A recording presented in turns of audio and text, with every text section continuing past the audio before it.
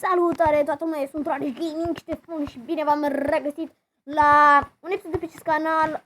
Astăzi, ghiciți voi ce vom face? Vom exploda 500 de TNT-uri. Să vedem cu ce se va întâmpla dacă vom exploda aceste 500 de TNT-uri. Că am văzut că mulți youtuberi fac asta cu TNT-uri și de m-am gândit să o fac și eu. Hai să dăm drumul. Ok? Nu să vă sperați dacă o să mi le se lăguiască! Vedeți, oh my fucking god. Oh my god, deci auziți, ele acum încă explodează. Se încearcă foarte greu ceancurile deoarece ele explodează, auziți și voi?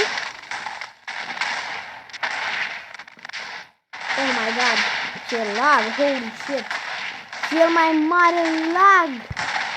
Oh my god. Încă explodează, mă. Holy shit.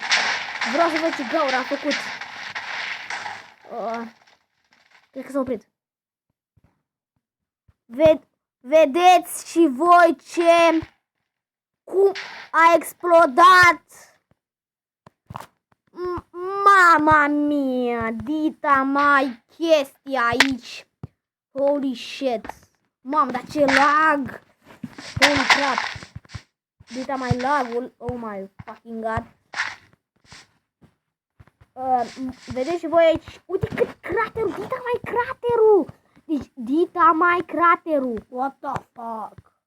Ok, stăm aici alături de Davo, care e chiar lângă mine. What the fuck, cât de mare a făcut rămâna. Știu, bă, uite, bă, deci din 500 de TNT-uri, uite cât a făcut. Deci aici cred că sunt vreo 1000 de blocuri.